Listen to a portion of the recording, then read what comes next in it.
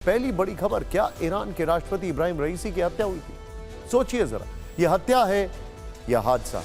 चौंकाने वाली 5 थ्योरी हम आपको दिखाने वाले। दूसरी खबर, हेलीकॉप्टर क्रैश में ईरान की टॉप लीडरशिप खत्म। क्या इस हेलीकॉप्टर क्रैश का मोसाद कनेक्शन?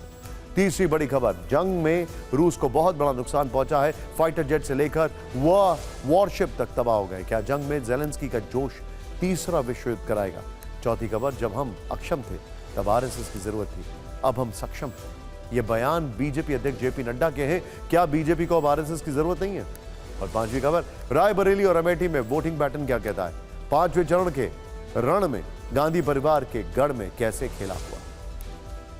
फिक्र आपकी में आज वर्ल्ड एक्सक्लूसिव खबर ये है, ये देख रहे हैं आप, ये वो चेहरे हैं जो एक हेलीकॉप्टर क्रैश में सब चलेगा। एक चेहरा और इसमें, वो है ईरान की आईआरजीसी के कमांडर का, बड़े कमांडर का। यह ऐसी खबर है जिसे सुनकर पूरी दुनिया हिल गई है। ईरान के राष्ट्रपति इब्राहिम रईसी की अचानक हुई हेलीकॉप्टर क्रैश में मौत। इस अविश्वसनीय घटना में उनके साथ ईरान के विदेश मंत्री की जान चली गई। कुल मिलाकर रईसी के हेलीकॉप्टर में सवार 8 लोग दर्दनाक तरीके से मारे गए। ईरान की पूरी लीडरशिप तक झटके में खत्म हो गई। अब कुछ ऐसे सवाल जो घटना के 38 घंटे बाद भी अनसुलझे हैं। 5 थ्योरी जो चौंकाने वाली है। देखिए, वो सवाल है ये जिनका जवाब ईरान खुद इन्वेस्टिगेट कर रहा है नॉन स्टॉप। ईरान में राजकीय शोक है, लेकिन इन्वेस्टिगेशन जारी है। ईरान समय लेता है और समय लेने के बाद फैसले लेता है। ये हम देख चुके हैं, लेकिन ये इन्वेस्टिगेशन लंबा होगा। 8 मौत, कितने सवाल? ध्यान से देखिए अब आप। वर्ल्ड एक्सक्लूसिव जो है ये, ईरान के राष्ट्रपति इब्राहिम रईसी की मौत हादसा है या हत्या? अचानक 8 मौतों के पीछे क्या मोसाद वाला एंगल है? रईसी की मौत के पीछे क्या परमाणु बम वाली थ्योरी है? क्या ओल्ड मॉडल हेलीकॉप्टर रईसी की मौत की वजह बना? अब आगे क्या क्या, यह मध्य पूर्व में तूफान से पहले का सन्नाटा है क्या? हम एक एक करके सभी सवालों के जवाब देंगे, लेकिन पहले 26 सेकंड का घटनास्थल का एक वीडियो देखिए जिसको लेकर पूरे ईरान में हड़कंप है।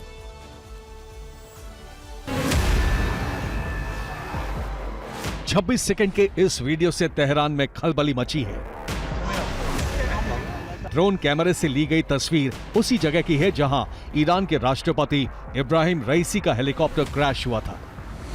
इस वीडियो में एक व्यक्ति पहाड़ों की चोटी पर नजर आ रहा है। उसकी मूवमेंट दिख रही है, जो कुछ कदम चलता है फिर अचानक जंगल में गायब हो जाता है। इसके बाद ड्रोन का कैमरा पैन करता है और रईसी का क्रैश हुआ हेलीकॉप्टर नजर आता है। उस व्यक्ति से क्रैश साइट की दूरी महज 5 किलोमीटर बताई जा रही है। क्या फुटेज में दिख रहे इस रहस्यमय व्यक्ति का हेलीकॉप्टर क्रैश से कोई संबंध है? क्या फुटेज में दिख रहे इस रहस्यमय व्यक्ति का रईसी की मौत से कोई लिंक है?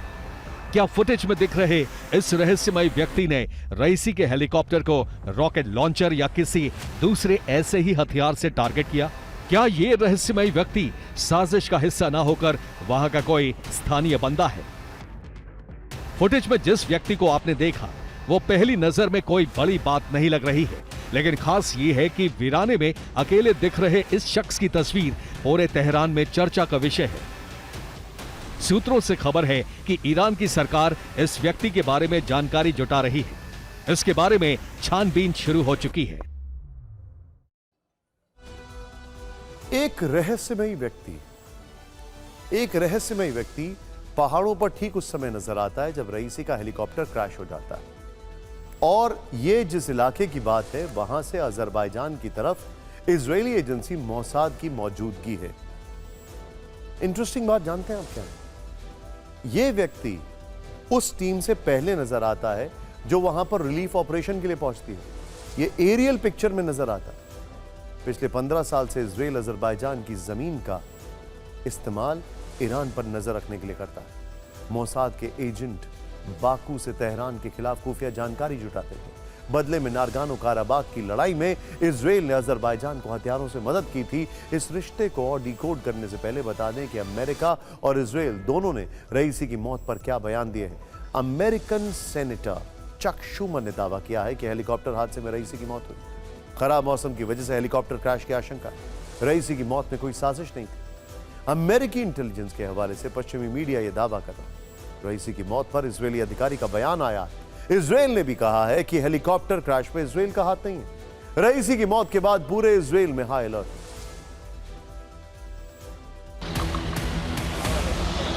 ईरान के राष्ट्रपति इब्राहिम रईसी अजरबैजान में किच कलासी और खोदाफरीन बांध का उद्घाटन करने गए थे। इस उद्घाटन के बाद वो तबरेज शहर की ओर लौट रहे थे। तबरेज ईरान के पूर्वी अजरबैजान प्रांत की राजधानी है। इसी दौरान बीच रास्ते में एक जगह उनका हेलीकॉप्टर क्रैश हुआ।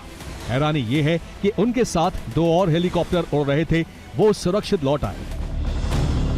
कहा जा रहा है कि ऐसा खराब मौसम की वजह से हुआ। उनकी तलाश में पहले रेड क्रिसेंट की टीम गई, लेकिन खाली हाथ लौटी। फिर नाइट विजन कैमरा से लैस हेलीकॉप्टर खोज में निकले, वो भी खाली हाथ लौटे। इसके बाद तुर्की ने हीट ऑफ सोर्स का पता लगाने के लिए अपने खास ड्रोन भेजी। तब जाकर हेलीकॉप्टर का मलबा दिखाई दिया और इस ड्रोन में भी दिखा कि मौसम कितना खराब था। तो क्या खराब मौसम की जानकारी रईसी के हेलीकॉप्टर को उड़ा रहे पायलट को नहीं थी? यहीं से सबसे बड़ा सस्पेंस जन्म लेता है और शक की सुई मोसाद की ओर घूमती है। असल में जहां हेलीकॉप्टर ने हार्ड लैंडिंग की, वो इलाका तबरेज शहर से 50 किलोमीटर दूर वर्जेकान शहर के पास है और अजरबैजान के नजदीक है। अजरबैजान के बाकू में इजरायल की एजेंसी मोसाद की मौजूदगी है। मोसाद ऐसी घटनाओं को अंजाम देने में माहिर है। क्योंकि रईसी का हेलीकॉप्टर 40 साल से ज्यादा पुराना था, तो मोसाद हेलीकॉप्टर को आसानी से हैक कर सकता है। मोसाद हेलीकॉप्टर के नेविगेशन को भटका सकता है। मोसाद हेलीकॉप्टर के सैटेलाइट कनेक्शन से छेड़छाड़ कर सकता है। इजरायल भले दावा करे कि ऐसा नहीं है, मोसाद का कनेक्शन बेतुकी बात है, लेकिन चीन ने क्या कहा यह भी सुनिए। ईरान जिस तरह के हालात से गुजर रहा है, ऐसे में इजरायल फाउल प्ले कर सकता है, क्योंकि हाल ही में इजरायल ने ईरान के साथ जंग भड़का दी है। ईरान के न्यूक्लियर साइंटिस्ट मोहसिन फाखरीजादे को मारा है, ईरान के कॉन्सुलेट पर हमला किया और ईरान के इंटीरियर मिनिस्टर अहमद वहीदी भी कह रहे हैं 3 हेलीकॉप्टर में से सिर्फ रईसी का हेलीकॉप्टर ही क्यों क्रैश हुआ। चीन के अलावा रूस की प्रतिक्रिया भी कुछ ऐसी है। वो भी रईसी की मौत को संदेह की नजरों से देख रहा है। स्टेट ड्यूमा ने बयान दिया है कि रूस ईरानी प्रेसिडेंट की मौत की जांच में मदद करेगा। लेकिन इस बीच हैरान करने वाली एक और खबर आई है। रईसी की मौत पर सबसे चौंकाने वाला दावा, रईसी की उड़ान से पहले सैटेलाइट से छेड़छाड़। सैटेलाइट रिपोर्ट में से 19 मई का डेटा गायब। वेदर रिपोर्ट में 18 मई के बाद सीधे 20 मई की तारीख। 60 सेकंड का यह वीडियो ध्यान से देखिएगा। ईरान अजरबैजान बॉर्डर के जोल्फा के पास हेलीकॉप्टर क्रैश क्या हुआ, पूरा मामला समझ में आ जाएगा। इस दावे के बाद सबसे गंभीर सवाल, ईरान अजरबैजान इलाके में वेदर रिपोर्ट में गड़बड़ी कैसे होगी? 18 मई के बाद सीधे 20 मई की तारीख कैसे आ गई? 19 मई के दिन का पूरा मौसम चार्ट कैसे गायब हो गया? क्या हेलीकॉप्टर क्रैश होने से पहले सैटेलाइट से छेड़छाड़ हुई थी? ईरानी राष्ट्रपति की मौत पर 5 दिन का शोक घोषित किया गया है। ईरान के सर्वोच्च लीडर खमेनेई ने रईसी को राष्ट्र के प्रति एक ईमानदार सेवा कहकर संवेदनाएं प्रकट की। लेकिन जिन लोगों की मौत हुई उनकी प्रोफाइल देखते हैं। इब्राहिम रईसी, राष्ट्रपति ईरान, हुसैन आमिर जो विदेश मंत्री ईरान के, आयतुल्ला अल हाशमी, इमाम तबरीज मस्जिद जो कि सबसे क्लोज बताए जाते हैं खमेनेई के, मेहदी मुसावी IRGC के ब्रिगेडियर जनरल मुसावी को रईसी का दाहिना हाथ कहा जाता है। सबसे ज्यादा हैरानी की बात यह है कि रईसी के साथ कुल मिलाकर 3 हेलीकॉप्टर थे और खराब मौसम की चपेट में सिर्फ रईसी का हेलीकॉप्टर आया, बाकी 2 सुरक्षित लौट गए। संदेह की यह भी एक बहुत बड़ी वजह है। कैसे 3 हेलीकॉप्टर में से सिर्फ रईसी का हेलीकॉप्टर क्रैश हुआ, यह अपने आप में एक बहुत बड़ी मिस्ट्री है। सोचिए जरा, इस सब के बीच में एक साथ चलने वाले 3 हेलीकॉप्टर में कैसे सिर्फ रईसी का हेलीकॉप्टर मौसम की चपेट में आया? क्या राष्ट्रपति रईसी का हेलीकॉप्टर बाकी 2 हेलीकॉप्टर से संपर्क में, उनके कांटेक्ट में नहीं था? क्या राष्ट्रपति के हेलीकॉप्टर में बाकी 2 हेलीकॉप्टर से अलग रूट ले लिया था? क्यों 3 में से एक ही हेलीकॉप्टर में ईरान के सभी VVIP बैठे थे? अब आपको एक ऐसी रिपोर्ट दिखाते हैं जो षड्यंत्र के दावों को और पुख्ता करेगी।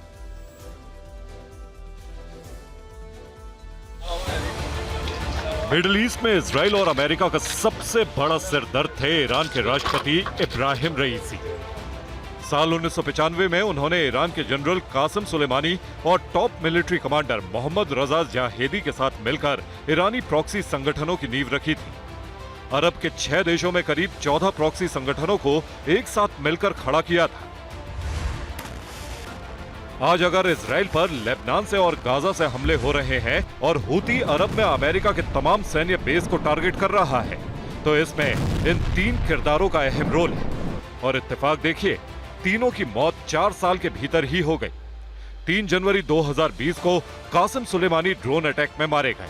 1 अप्रैल 2024 को टॉप कमांडर मोहम्मद रजा जाहेदी की इजरायली एयर स्ट्राइक में मौत हो गई। 19 मई 2024 को ईरान के राष्ट्रपति रईसी की हेलीकॉप्टर क्रैश में जान चली गई। और ये 3 ही क्यों, हाल फिलहाल में ईरान में हुई एक और मौत पर भी ध्यान देना उतना ही जरूरी है। 20 सितंबर 2021 को ईरान के टॉप न्यूक्लियर साइंटिस्ट मोहसिन फकीरजादे की गोली मारकर हत्या कर दी गई थी। अहम यह है कि सुलेमानी, रईसी और मोहसिन फकीरजादे तीनों को ईरान के परमाणु कार्यक्रम में तेजी के लिए भी जाना जाता था। और इस तिकड़ी में सबसे आखिरी मौत रईसी की हुई, वो भी ऐसे समय जब IAEA के डायरेक्टर राफेल ग्रोसी ने 2 दिन पहले ही चेतावनी दी थी कि ईरान 7 से 14 दिनों में परमाणु परीक्षण कर सकता है। 7 दिनों में 5 से 6 परमाणु बम बनाने का ईंधन तैयार कर लिया है। ईरान के पास बेहतर क्वालिटी की यूरेनियम का भंडार 18 गुना ज्यादा हो चुका है। बेहतर क्वालिटी के यूरेनियम का भंडार 90% इनरिच्ड हो चुका है। तब रईसी की मौत कई सवालों को जन्म देती है, और ये मौत सिर्फ हादसा तो कहीं से भी नहीं लगती है। रईसी और उनके साथियों की मौत के बाद अब वर्ल्ड में विनाश की चिंगारी भड़क गई। लेकिन सवाल यह भी उठ रहे हैं कि आखिर यह हेलीकॉप्टर कैसे क्रैश हो गया। आप ये जानकर हैरान होंगे कि रईसी जिस अमेरिका की लगातार मुखालफत करते रहे हैं, वो रईसी अमेरिकी हेलीकॉप्टर का ही इस्तेमाल कर रहे थे। रईसी बेल 212 हेलीकॉप्टर में सवार थे। हेलीकॉप्टर अमेरिकी कंपनी बेल टेक्सट्रॉन ने बनाया। यह एक यूटिलिटी हेलीकॉप्टर, ये लोगों को ले जाने और माल ढोने का काम करता है। इस हेलीकॉप्टर में हथियार भी लगाए जा सकते हैं। ये क्रू मेंबर समेत करीब 15 लोगों को ले जाने में सक्षम है। ईरान के पूर्व विदेश मंत्री मोहम्मद जावेद जारीफ ने क्या कहा, वो भी सुनिए। उन्होंने कहा कि राष्ट्रपति रईसी की मौत के लिए अमेरिकी पाबंदियां जिम्मेदार है। न्यूज एजेंसी IRNA के मुताबिक जरीफ ने कहा कि ईरान की एविएशन इंडस्ट्री पर अमेरिकी प्रतिबंधों की वजह से देश को जरूरी साजो सामान नहीं मिल सका। इस वजह से हेलीकॉप्टर क्रैश में राष्ट्रपति की जान गई।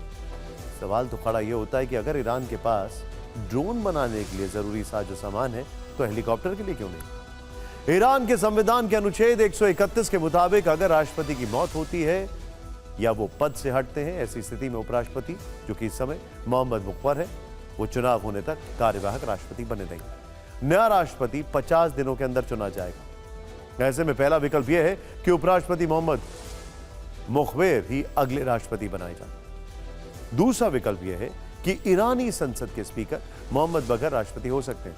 वो ईरानी सेना के चीफ भी रह चुके हैं। तीसरा विकल्प यह है कि सुप्रीम कोर्ट के chief justice Ghulam Hossein Mohseni को राष्ट्रपति बनाया जाए। वो खमेनी के काफी करीबी माने जाते हैं।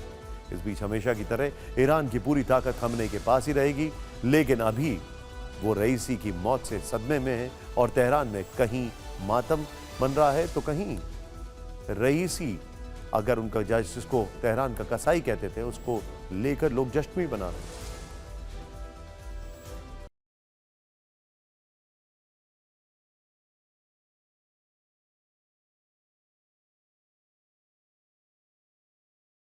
और इस तरह ईरान की संसद से नेशनल फ्लैग उतारने के साथ ही ईरान में 5 दिन के राष्ट्रीय शोक का ऐलान कर दिया गया।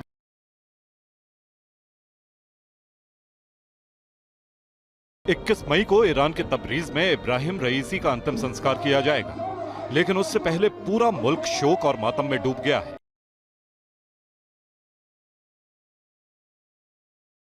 ईरान में लाखों लोग सड़क पर आ गए हैं। हर किसी की आंखें नम हैं।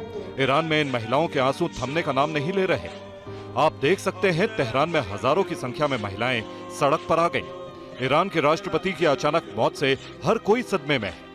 लोग अपनी छाती पीटकर मातम मना रहे हैं।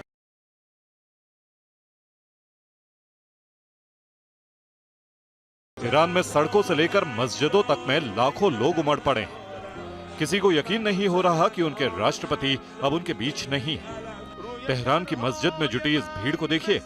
जब रईसी के हेलीकॉप्टर की तलाश हो रही थी, उस वक्त ही हजारों लोग ईरान के कई शहरों की मस्जिदों में उमड़ने लगे। रईसी के लिए दुआएं मांगी जाने लगी।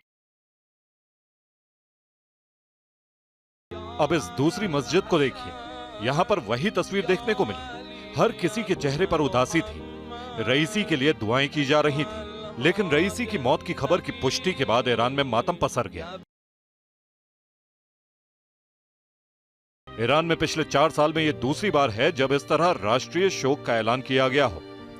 4 साल पहले ईरानी जनरल सुलेमानी की मौत के बाद भी कुछ इस तरह की तस्वीरें सामने आई थी।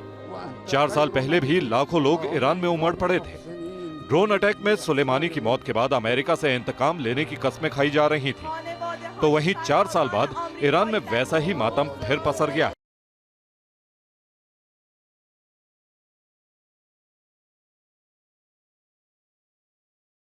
जहां लाखों लोग सदमे में हैं, तो वहीं कुछ लोग ऐसे भी हैं जो रईसी की मौत के बाद जश्न मना रहे हैं। इन तस्वीरों को देखिए।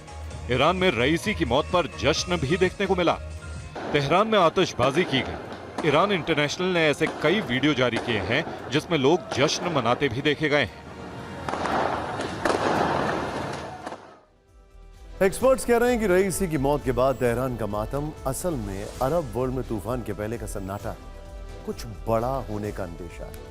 वहीं ईरान के मित्र देश भी इस घटना से आहत हैं। प्रधानमंत्री मोदी और विदेश मंत्री एस जयशंकर ने उनके निधन पर शोक जताया। भारत की तरफ से संवेदनाएं प्रकट की।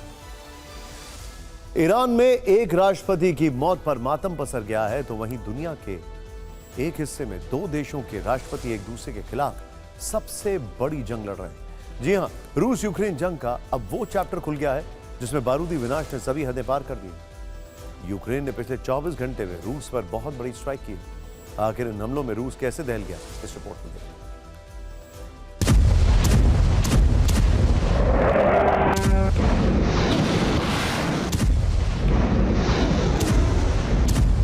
यूक्रेन ने रूस पर बारूद की ऐसी बारिश की है जिससे पुतिन की ब्रिगेड सन्न रह गई।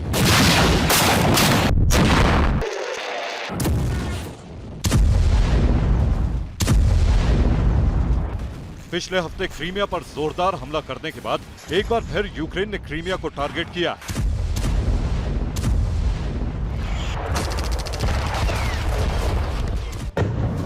यूक्रेन ने ड्रोन हमलों से बेल्गोरोद से लेकर क्रास्नोदार तक को दहला दिया है। यहां यूक्रेन ने ऑयल फैसिलिटी पर ड्रोन अटैक किया, जबकि क्रास्नोदार में 6 रिफाइनरी को टारगेट किया गया।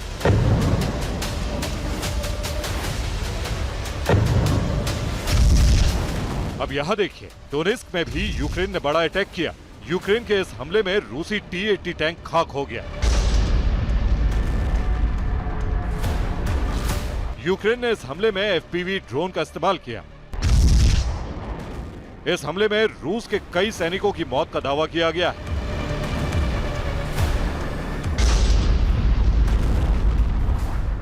यूक्रेन ने 9 टैक्टिकल मिसाइल्स और 60 ड्रोन से हमला किया। यूक्रेन ने 6 ड्रोन से स्लावियांस्क की ऑयल रिफाइनरी पर अटैक किया। यूक्रेन ने 3 ड्रोन रूस के बेल्गोरोद शहर पर गिराए। पिछले 24 घंटे में यूक्रेन ने रूस को बहुत बड़ा नुकसान पहुंचाया है। यूक्रेन ने इस बार अटैक में रूस का Su-25 फाइटर जेट मार गिराया। पिछले हफ्तों में यह चौथी बार है जब यूक्रेन ने रूस का उड़ता हुआ फाइटर जेट जमींदोज किया है। यूक्रेन ने यह हमला डोनेस्क में किया। रूस पर यूक्रेन अटैक की कहानी यहीं खत्म नहीं होती। यूक्रेन ने ब्लैक सी में रूस का एक जहाज उड़ाने का भी दावा किया है। माना जाता है कि ब्लैक सी में यह रूस की बड़ी ताकत था। कोवरोवेट्स नाम का यह जहाज समंदर में बिछी माइंस का काल माना जाता है। यह जहाज समंदर में 150 मीटर नीचे तक बिछी माइंस को नष्ट कर सकता था।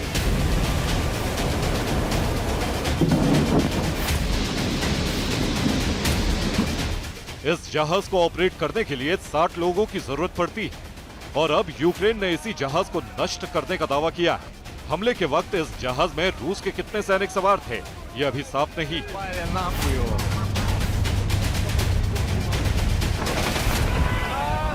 अब इन 2 तस्वीरों को देखिए।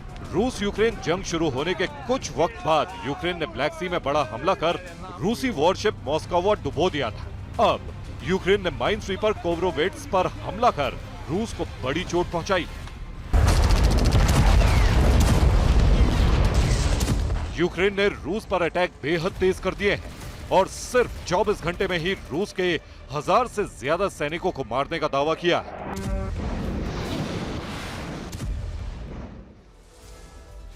जेलेंस्की ने सिर्फ एक ही दिन में रूस को बड़ी चोट पहुंचाई है।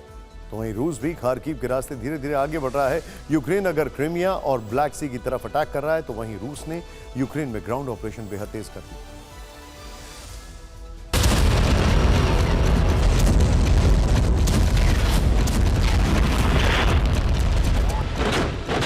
यूक्रेन ने अगर रूस के शहरों पर अपने ताकतवर ड्रोन्स झोंक दिए हैं तो वहीं रूस ने भी इन ड्रोन्स का काल ढूंढ लिया है। रूस ने यूक्रेन के बड़े ड्रोन अटैक को नाकाम किया है। रूसी शिप पर हमले के दौरान रूस ने काउंटर स्ट्राइक की। यूक्रेन ने नोवोरोसिस्क पोर्ट पर हमले की कोशिश की थी, जिसे रूस ने नाकाम कर दिया। अब खार्किव में रूस के ग्राउंड ऑपरेशन के इस वीडियो को देखिए। ये तस्वीरें इस बात की गवाही दे रही हैं कि आखिर रूस खार्किव में कितना मजबूत हो रहा है। खार्किव के वोवचांस्क में रूसी सेना ने बड़ा ऑपरेशन किया। यूक्रेन के ठिकानों पर लगातार फायरिंग कर रूसी सैनिक आगे बढ़ रहे हैं और इसमें साथ दे रहे हैं रूस के वॉलंटियर्स। सिर्फ यही नहीं, रूस ने खार्किव में एक लेक साइड रिजॉर्ट पर भी हमला कर दिया।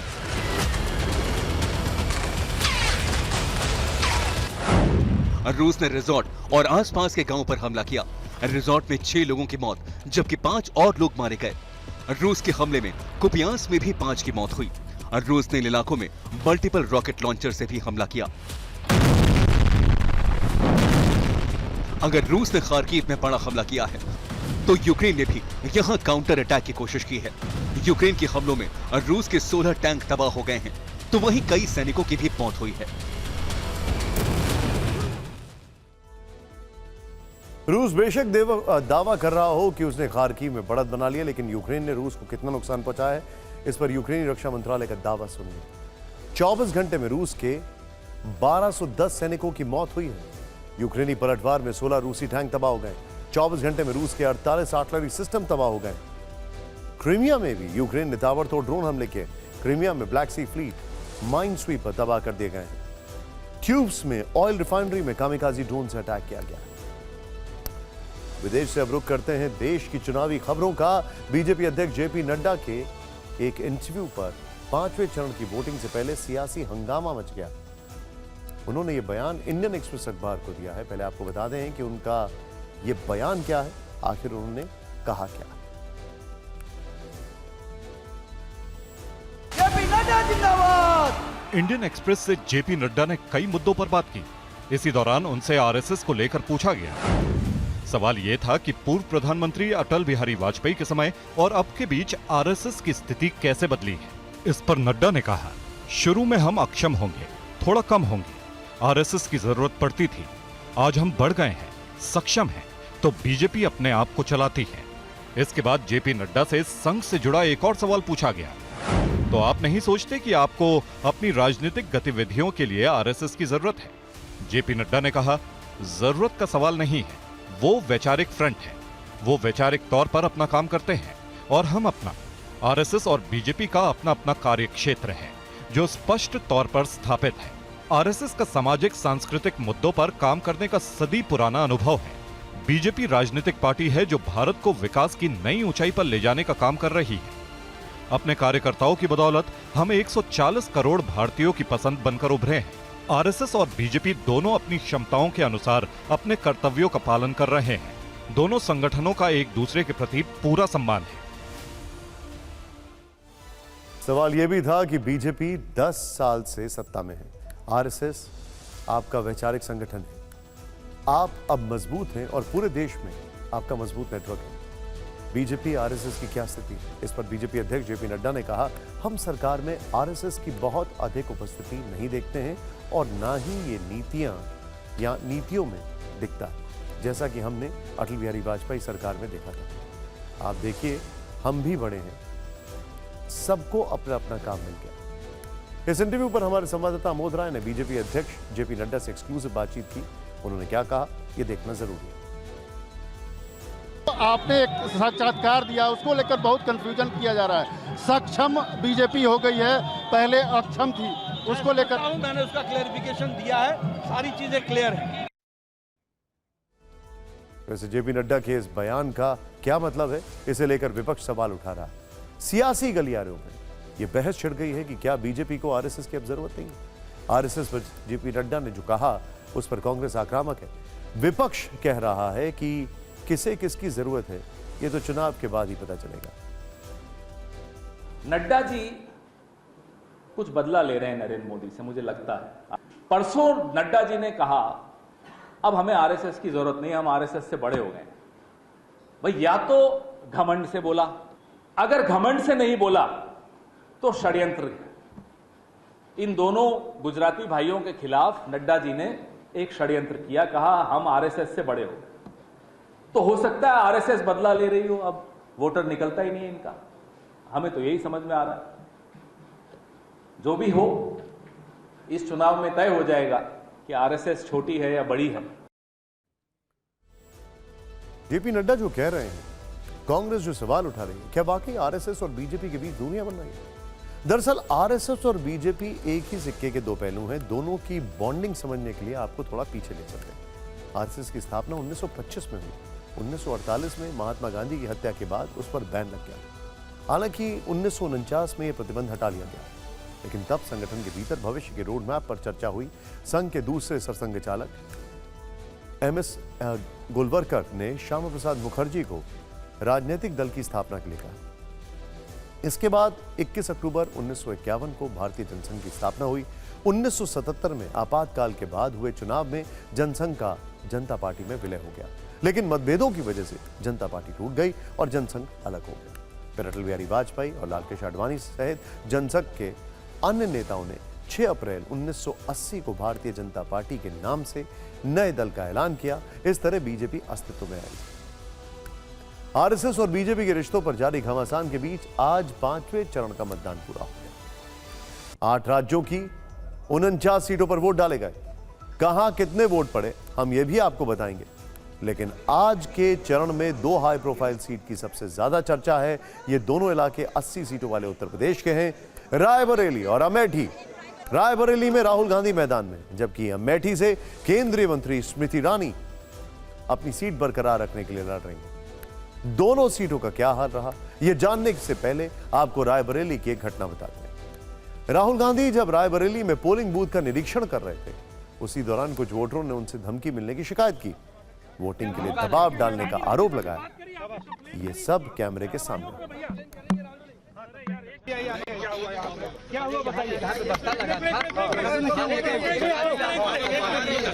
बस्ता लगा था। अच्छा। उस घर को धमका रहे थे कि तुम्हारे घर में कल बुलडोजर चलवा देंगे। अच्छा। घर में सिपाही। और इस तरह ये कौन लोग हैं जो धमकी दे रहे थे? बीजेपी के लोग। दिनेश सिंह के आदमी आए थे, बीजेपी के लोग। बीजेपी के लोग। जी। तो बीजेपी के लोग आप लोगों को वोट डालने नहीं दे रहे यहाँ पे? नहीं, वोट डालने दिए थे, लेकिन जहाँ पे बस्ता लगा था पर्चियां काटने में बाधा डाल दिया था। अच्छा। हाँ। धमका रहे।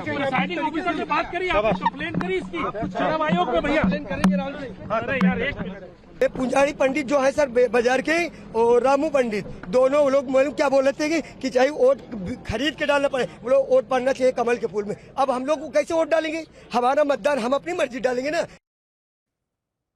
वोटर ने मीडिया के सामने दिनेश सिंह का नाम लिया। आपको बता दें कि रायबरेली से राहुल गांधी के खिलाफ बीजेपी से दिनेश सिंह लड़ रहे हैं, जो कभी कांग्रेस में हुआ करते थे। रायबरेली और अमेठी दोनों सीट गांधी परिवार का गढ़ है। इस बार दोनों जगह कांग्रेस के प्रत्याशी बदल गए हैं। इन सीटों को लेकर क्या दावे हैं, ये रिपोर्ट है। इस बार के चुनाव में अमेठी और रायबरेली के रण पर पूरे देश की नजर है। रायबरेली की सांसद सोनिया गांधी के राज्यसभा जाने के बाद अब उनके बेटे राहुल गांधी पर अपने इस किले को बचाने की चुनौती है। 2019 के चुनाव में सोनिया गांधी को 5,34,918 वोट, जबकि बीजेपी के दिनेश सिंह को 3,67,740 वोट मिले थे। वो 1,67,000 वोटों से जीती थी। इस बार रायबरेली से राहुल गांधी के खिलाफ एक बार फिर बीजेपी ने दिनेश सिंह पर ही दांव खेला है। राहुल गांधी आज सुबह रायबरेली पहुंचे, पिपलेश्वर हनुमान मंदिर में पूजा की, फिर अलग अलग पोलिंग बूथों का जायजा लिया। बीजेपी का दावा है कि इस बार गांधी परिवार के गढ़ में सेंध लगनी तय है। पिछली बार हम रायबरेली हार गए थे, इस बार रायबरेली भी जीत रहे हैं। और श्री राहुल गांधी जी बड़े अंतर से रायबरेली हार रहे। मेरे हिसाब से पिछली बार की कसर से कई गुना ज्यादा रायबरेली की जनता इस बार पूरी कर रही है और मैं समझता हूं कि यह देश मोदी जी के हाथों में सुरक्षित है। रायबरेली से 60 किलोमीटर दूर अमेठी में भी आज काफी हलचल रही। बीजेपी उम्मीदवार स्मृति ईरानी सुबह सुबह वोट डालने पहुंची। उनके खिलाफ गांधी परिवार के करीबी किशोरी लाल शर्मा मैदान में है। आज गौरीगंज में विकसित भारत के संकल्प के साथ गरीब कल्याण एवं महिला शक्ति को समर्पित एक नेता को, एक राष्ट्र सेवक को मैंने अपना मत दिया। अभिलाषी हूं कि जनता उनको अपना स्नेह और आशीर्वाद निरंतर देती रहे। नहीं, बस ये है कि उम्मीदें तो जनता ने अच्छा साथ दिया है तो परिणाम भी अच्छा होना चाहिए। फिर आदरणीय राहुल जी उस दिन बोल के भी गए, जो चीज़ रायबरेली में होगी वो अमेठी में भी होगी, तो मेरे को बड़ा बल मिला उनसे। पिछले लोकसभा चुनाव में अमेठी के नतीजे ने पूरे देश को चौंका दिया था। तब इस सीट पर राहुल गांधी और स्मृति ईरानी की टक्कर हुई थी। 2019 में राहुल गांधी को 4,13,394 वोट, जबकि स्मृति ईरानी को 4,68,514 वोट मिले थे। राहुल गांधी 55,000 मतों के अंतर से चुनाव हार गए थे। 2014 में भी अमेठी में यही दोनों उम्मीदवार थे, लेकिन तब राहुल गांधी ने स्मृति ईरानी को 1 लाख से ज्यादा वोटों से हराया था। 5वें चरण में कहां कितना मतदान हुआ, अब आपको यह बताते हैं। इस चरण में रात 8 बजे तक के हिसाब से वोट प्रतिशत कम ही दिख रहा है। इस चरण में 8 राज्यों की 49 सीटों पर रात 8 बजे तक 57.60% वोटिंग हुई है।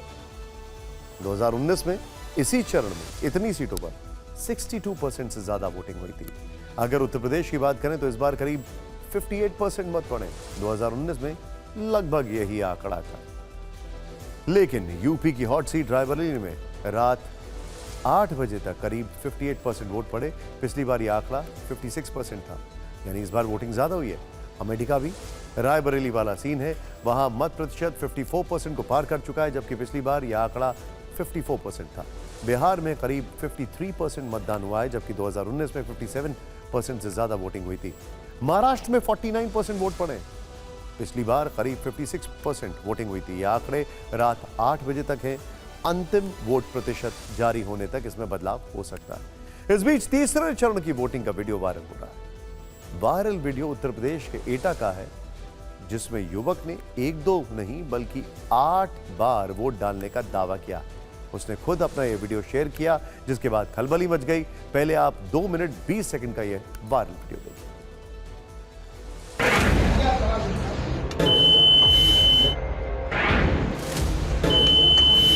एटा में नया गांव के एक बूथ पर एक युवक ने अपनी वोटिंग करने का वीडियो बनाया। ईवीएम में पहली बार बटन दबाने के बाद बीप की आवाज आई। इसके बाद वो मुस्कुराया।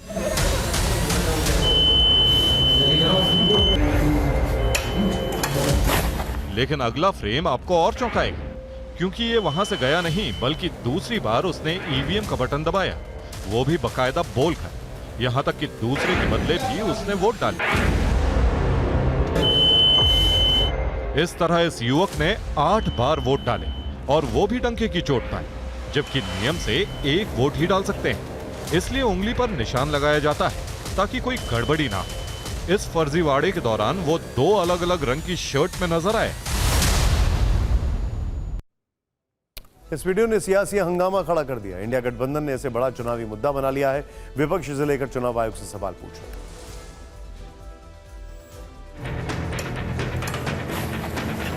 समाजवादी पार्टी के अध्यक्ष अखिलेश यादव ने इस वीडियो को पोस्ट करते हुए लिखा कि अगर चुनाव आयोग को लगे कि यह गलत हुआ है तो वो कुछ कार्रवाई जरूर करे। अखिलेश के इसी पोस्ट को राहुल गांधी ने टैग करते हुए लिखा, अपनी हार सामने देखकर बीजेपी जनादेश को झुठलाने के लिए सरकारी तंत्र पर दबाव बनाकर लोकतंत्र को लूटना चाहती है। कांग्रेस चुनावी ड्यूटी कर रहे सभी अधिकारियों से यह अपेक्षा करती है कि वो सत्ता के दबाव के सामने अपनी संवैधानिक जिम्मेदारी ना भूलें। सियासी हंगामा खड़ा हुआ तो चुनाव आयोग ने सख्त कार्रवाई की। आरोपी रंजन सिंह के खिलाफ केस दर्ज कर उसे गिरफ्तार कर लिया गया। पोलिंग पार्टी को सस्पेंड करते हुए उनके खिलाफ जांच के आदेश दिए गए हैं। एटा के नया गांव बूथ पर दोबारा मतदान होगा। आयोग ने सख्त निर्देश जारी किए कि अगर कहीं भी ऐसा दोबारा हुआ तो पोलिंग पार्टी के खिलाफ कड़ी कार्रवाई की जाएगी। उस गांव में एक ही बूथ है, उस बूथ में जो पोलिंग पार्टी थी उसके सभी मतदान कर्मियों के खिलाफ विभागीय कार्रवाई और सस्पेंशन करते विभागीय कार्रवाई शुरू करने का निर्णय हुआ और वहां पुनः मतदान की संस्तुति भारत निर्वाचन आयोग को की गई है। एटा में 7 मई को तीसरे चरण के तहत मतदान हुआ था। एटा में मतदान पर सियासी घमासान है तो 5वें चरण के में वोटिंग के लिए मायानगरी मुंबई में उत्साह दिखा। बड़े बड़े सुपरस्टार्स पोलिंग बूथ पर आम लोगों के साथ नजर आए। मायानगरी किसकी सरकार चाहती है, ये रिपोर्ट में।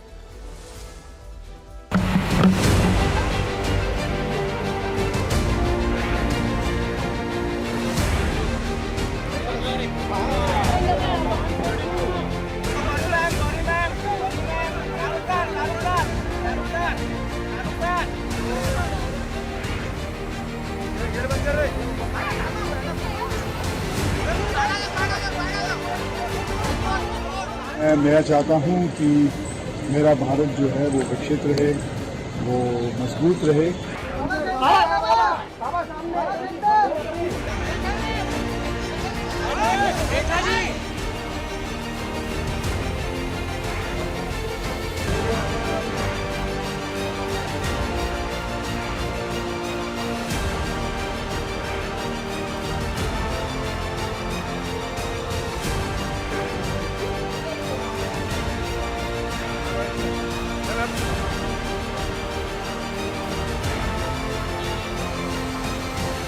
मैं अपील करता हूं कि यार सब लोग आओ, वोट कीजिए आप लोग। जो भी जीते भला करें।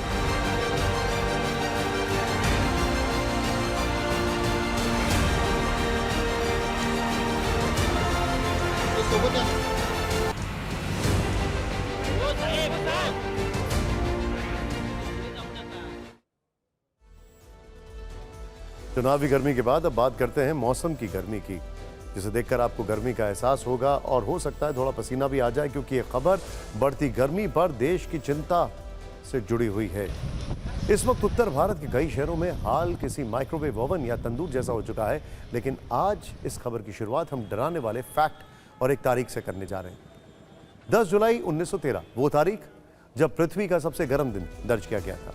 तापमान था 56.7 डिग्री सेल्सियस और इसकी लोकेशन थी कैलिफोर्निया की डेथ वैली। लेकिन इस बार मई में तापमान जिस स्पीड से बढ़ता जा रहा है उसे लेकर सवाल है, क्या गर्मी का ये वर्ल्ड रिकॉर्ड भी टूटने वाला? दरअसल अभी आधा मई गुजरा है और गर्मी जून वाला ट्रेलर दिखाने लगी।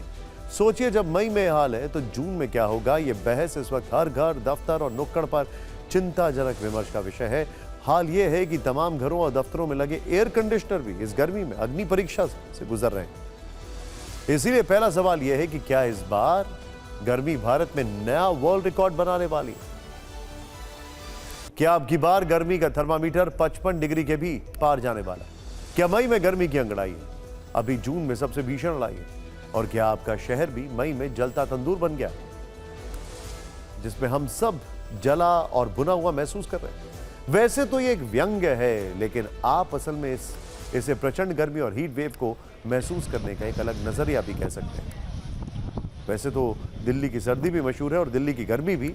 आज दिल्ली वाले इसका एहसास भी कर रहे हैं, क्योंकि इस वक्त हाल यह है कि देश की राजधानी दिल्ली में तापमान राजस्थान के भी कई इलाकों से ज्यादा दर्ज हो रहा है। जैसे रविवार को दिल्ली के नजफगढ़ इलाके में अधिकतम तापमान 47.8 डिग्री सेल्सियस दर्ज था। यहां पर देखिए क्या है, ये देख रहे हैं आप। जोधपुर में 45.6 डिग्री, बाड़मेर में हम आपको दिखा रहे हैं 45 डिग्री, जोधपुर में 45, जैसलमेर में 45.5 डिग्री यहां पर तापमान था।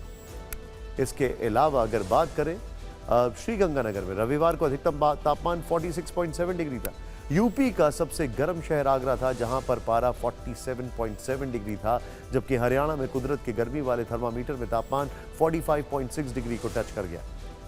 लेकिन दिल्ली एनसीआर या फिर उत्तर भारत में रहने वालों को लग रहा है कि मुश्किल सिर्फ इतनी नहीं थी, तो आप गलत हैं। क्योंकि मौसम विभाग की ओर से जो चेतावनी जारी की गई उसमें बहुत ज्यादा गर्मी है। मौसम विभाग ने अगले 5 दिनों तक हीट वेव से गंभीर हीट वेव का अलर्ट जारी किया है। 23 मई तक उत्तर पश्चिम भारत में गर्मी का रेड अलर्ट भी जारी कर दिया गया है।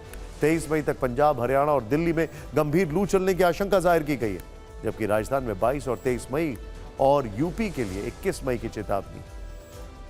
वैसे हो सकता है कि इस प्रचंड गर्मी का एहसास करने के बाद बहुत सारे दर्शक अपने परिवार के साथ किसी हिल स्टेशन पर जाने का प्लान बना लें, या फिर कई दर्शक हमारी इस खबर को देखने के बाद गर्मी से पीछा छुड़ाने के लिए पहाड़ों पर जाने का मन बना लें। तो उनके लिए भी बुरी खबर है, क्योंकि इस गर्मी से आपके बहुत सारे फेवरेट हिल स्टेशन भी हॉट स्टेशन बन गए। जैसे नैनीताल दिल्ली के सबसे ज्यादा करीब है, इसीलिए बहुत सारे लोग यहां भी जाने की सोच सकते हैं। तो उन लोगों को बता दें कि इस वक्त नैनीताल का अधिकतम तापमान जो है वो करीब 30 डिग्री के आसपास है।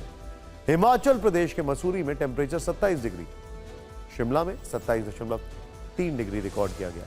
धर्मशाला में तो इस वक्त तापमान कई मैदानी इलाकों के बराबर है। इसके अलावा जम्मू कश्मीर की वादियों में भी इस वक्त ठंड नहीं है। श्रीनगर में तापमान 26 डिग्री के ऊपर है और हो सकता है ये आगे भी बढ़ जाए।